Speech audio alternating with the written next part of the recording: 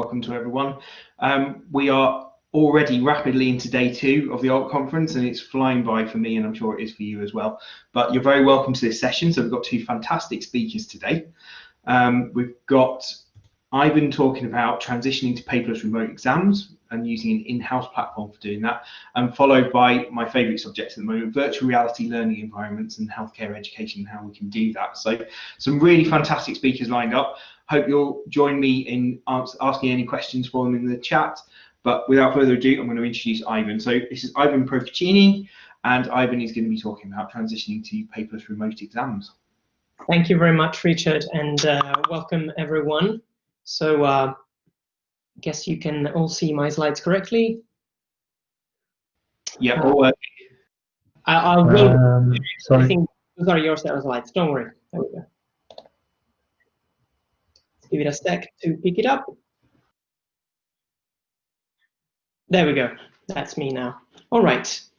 So as I was saying, welcome everyone. Good to see so many of you here this morning. I am Ivan Procaccini, a senior learning technologist in the Department of Computing at Imperial College London. And I'm here today to share with you how we went about remote examinations and the trade-offs we made with the way we used to administer exams before the pandemic. So the absolute protagonist of this session is AnswerBook, our bespoke in-house platform for digital assessments. So what I'm going to give you today is an overview of the story and how the platform came about in general, how we managed to evolve it in recent times for reasons that you might guess easily, and what our current arrangements are given the ongoing exam sessions. Then I'm going to give you a brief live demo of the main features of the platform, and then indulge in some considerations with you about what we achieved. So let's begin. This is a story that starts a few years ago in our department in 2016, when the then research assistant Chris Novakovic and Dr. Sergio Maffei started to collaborate together on a platform to enable paperless exams for Dr. Maffei's module, Networks and Web Security. So this was very, very much targeted to one specific module. What was wanted, so the requirements that they gathered back then were convenience for markers, so that they were aiming at an improved workflow than the one that they were used to on paper. They also aimed at something that could be extremely convenient for candidates, of course, so something modern and with an intuitive UI and UX, and a sleek and modern feel, which is something that we all look after, I guess, nowadays. In terms of features back then, we're talking about a system of Perl scripts, a Perl CGI scripts. Not my favorite ones personally, but that's how it started. Then some jQuery and Bootstrap on the front end, everything wrapped under an Apache web server. So again, as we said, this was tailored for a particular exam, networks and web security. It provided a support for some basic question types, most relevantly essay types and MCQs. It had a basic version control system, meaning that everything that the students submitted was recorded, and there was always the possibility to get back and review all the submissions that a student had made, just in case some problems arose on client side, for example, so we could verify what was going on. Then also the possibility for markers to mark in platform, so online or offline as well.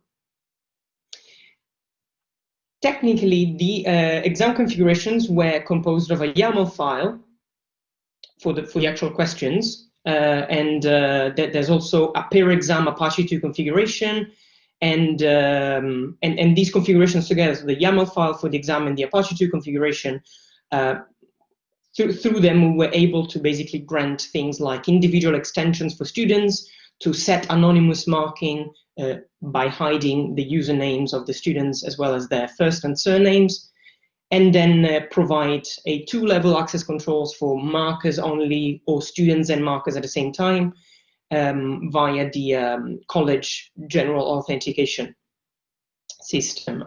So this all worked well for a small subset of modules. We managed over the past couple of years or so to transition from the original networks and web security one to a few more, namely software engineering design, databases. So some modules, some module leaders were interested in trying this out and did so successfully over the past couple of years. Unfortunately, this AnswerBook, let's call it AnswerBook 1.0, didn't have any support for maths and drawings. So there was no way to either put maths into the question formulation, nor for candidates to upload any formulas that they had to write, or drawings, or diagrams that they had to make to answer the questions.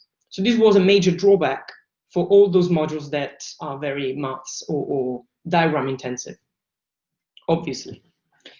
So this was one of the main considerations that in the end constituted an obstacle for the widespread adoption of this platform for administering exams. Also, we have to consider that there was no strong push ever, really, apart from individual pushes from the members of staff for paperless exams.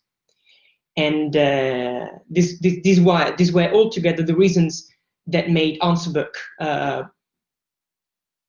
just be a limited solution for some limited modules in our department.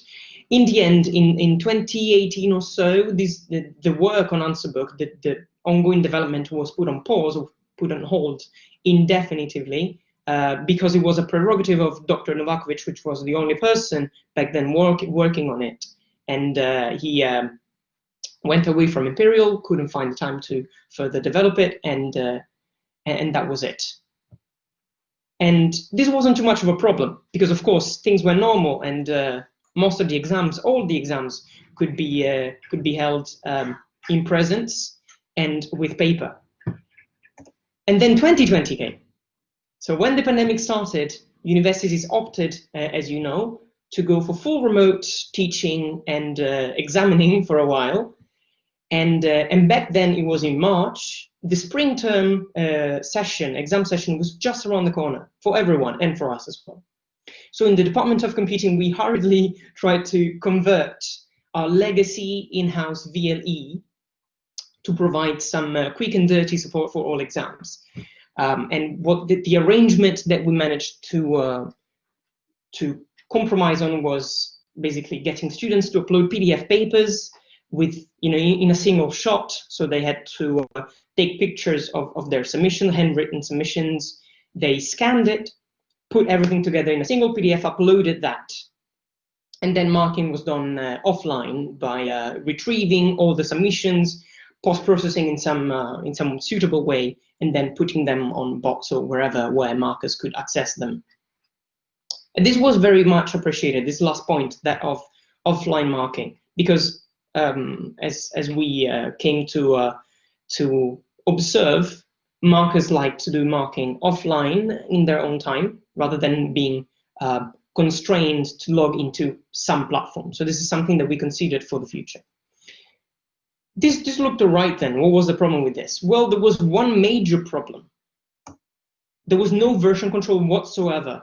And we couldn't very much intervene on this, because this legacy system was, again, the prerogative of a single person. It was a very big monolithic software written in Perl. Again, Perl popping up everywhere. I don't know why. And this person wasn't quite available to implement something as sophisticated as a version control system.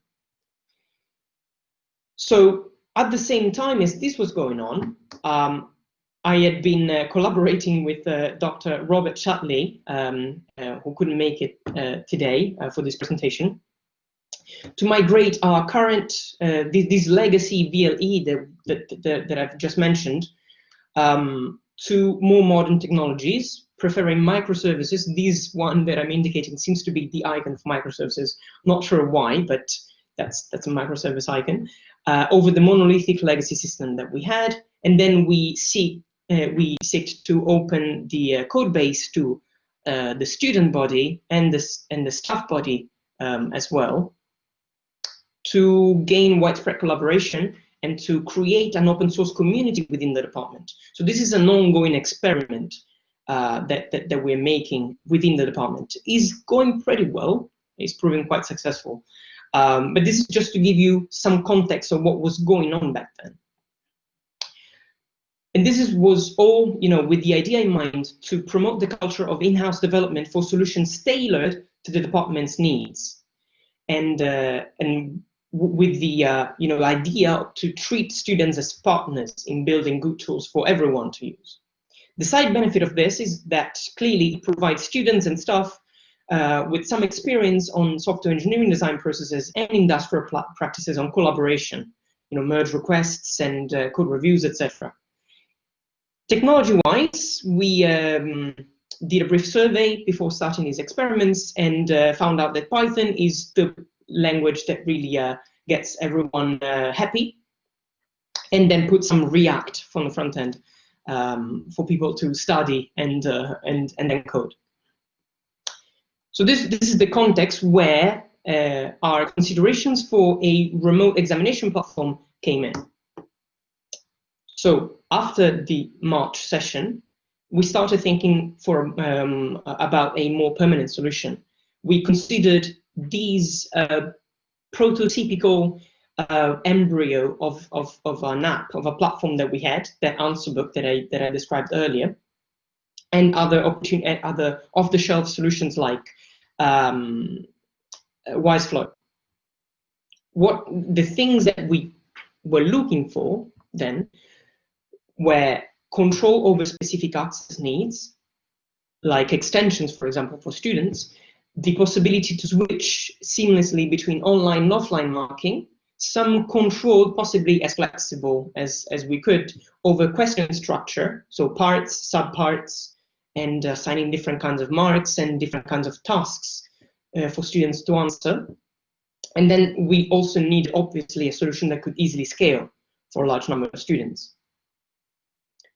In the end, all these together, with the possibility, obviously, to have the benefit of knowing the inner workings of an in-house app, made us choose AnswerBook over off-the-shelf solutions. This is then the point where we decided to prioritize the development of AnswerBook over the summer. So from May, roughly, till September. First thing that we did was to migrate from Perl, luckily, to Python, obviously. This is to bring everything in line with the rest of the educational technology that we had been developing in the fashion that I described earlier.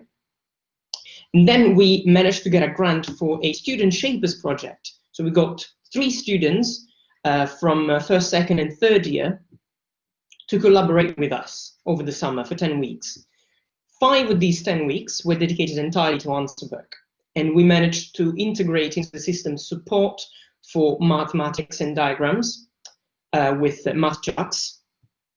Some of you may be familiar with that. It's pretty much everywhere, and supported by well-known softwares like Mobius, for example. And this support was granted by integrating basically the possibility to have images in the question formulations, as well as proper maths formulas written in a LaTeX-like language, plus the possibility for students, for the candidates, to upload images, which opened the door of AnswerBook to all modules, because it gives the chance to handwrite your answer. Then we introduced the support for PDF submission, for the PDF paper to be integrated into the platform itself, so students could download the original PDF paper like they're used to, which gives the possibility to replicate the positive experience with also offline reasoning about the paper itself without the need to stare constantly at the screen. What else? The chance to post announcements from examiners during a live exam, and also some convenience features like autosave and UI adjustments, and the offline marking capabilities, so the chance for markers to download at once the batch of all submissions of students after the exam has ended. So this was overall, this of the student shapers of the summer was overall a positive experience at first, because it gave us first-hand feedback and contribution by the representatives of the main stakeholders for the app, the students, obviously. And we had weekly team demos and department-wide demos 3 or 4 times over the course of these 10 weeks. Then we focused a little bit before wrapping up this project, before the session, the exam session. We dedicated some time to auto-marking, which was a much requested feature. So we designed an auto-marking that be modular and pluggable, meaning that you can add any new auto marker following whatever logic you have in mind in a very seamless way, because there's a clear API that you have to implement, and gives us, in a way that gives us full flexibility on the level of sophistication that you want the auto marker to have. For the moment, we implemented by default the most needed ones, which are auto marking capabilities for MCQs and empty submissions, meaning if there are empty submissions, just mark the question with 0. So if no answer was submitted, sorry, that's what I meant. Speaking of current arrangements, what are we doing right now? So these past few weeks, we have been administering exams with AnswerBook. We have opted department-wise to use AnswerBook for our exams. We chose open book assessment. This has to do more with policy, which gives us the freedom, to be happy formally with the fact that students are answering while having access to the internet, because we realistically don't have control over what they're doing. And we don't want to use anything cumbersome, any cumbersome software by which we are constraining their access to the internet, we are locking their laptop. We didn't want to do that. So open book assessments. We configure manually exams. Admins, meaning me, mostly, receive the PDF paper approved by the examiners and translate that into to AnswerBook, producing the YAML configuration. For any technical issue that might arise, we have a form in place within AnswerBook that students can fill to file basically a mitigating circumstance application. And then we arranged a week of practice sessions before the exams so that students could build some familiarity with the system. This was also useful for stress testing the platform, because we are expecting at most like 400, 500 students to sit at once, any particular exam. And then give the possibility to, for students to have a look around and spot any missing feature, anything that we were, maybe overlooking. We ended up implementing quite a lot of things last minute. We tried to be as rigorous as possible, obviously, with our software engineering design practices. And we managed to slip in PDF support by allowing students to upload a PDF that gets split into its component pages turned into JPGs, and also Hive support, which is the new format, the new standard format in iPhone devices. So we realized that quite last minute, and we integrated that. The practice sessions themselves were not as successful as we hoped, meaning that not many students participated. We had an average 100 and something students participating over a total of expected 900 plus enrolled for the exam sessions. But overall, we were quite happy that it is the most effective way to make students feel confident about the software. So enough of me talking for now in terms of what we did. I want to give you an idea of what this looks like right now. Ivan, just to let you know, you've got about 3 or 4 minutes left. Okay, yes, sure. This is what the students would see. They can download the specification here, which is just a PDF. We have question formulation with the mathematics loading up. Yeah, we have the question is structured just as the examiner wants. You can enter text So we support the standard text answers. We have an autosave capability, meaning that you can start typing, and this would just save it for you. And this is the most interesting bit that was the focus of our student shapers work. So we can upload any image, even in bulk. It would take a while because we do some client-side compressing, not to overload the system at the moment. This is just my slow internet slowing things down. But basically, when things are all done, we get a green banner saying, your images have been uploaded successfully. When the exam is over, all the inputs are disabled, and I'm going to, there we go. And I'm going to demonstrate this soon. Just to give a quick show of the announcements. This was a much requested feature. This happens in real time for students. Every 30 seconds, this is refreshed, and the students see a pop-up with the announcement displaying on the screen. There you go. So I'm just going to pretend this exam is over now, so that you can see the marking side of things. So this is what the students would see when sorry. Yeah, there we go. So the students would see everything disabled as soon as the deadline passes, and the markers would be able to download the batch files, auto-mark anything that they need, so that the marking process is simplified, and see all submissions and mark inline as well, online as well, by simply going to the marking page and entering the appropriate marks for any section that has not been auto-marked. Marks clearly can be changed anytime, so this takes into account all the second marking options and situations that you could think of. So this is basically a quick overview of what is there available. There's a lot more. I'm aware of time restrictions, so I would rather wrap this up with a couple of lines. This is what we achieved in brief. So we kept, as before, a streamlined process for candidates. This was important for candidates as well as examiners. So the same for everyone. And we don't admit late submissions. Once the deadline is over, it's over, because it's open book, but it's not a coursework. It still needs to be closer to an exam than to a coursework. We reached some compromise on the open book assessment nature that we integrated with a honor code that students have to agree on before taking exams.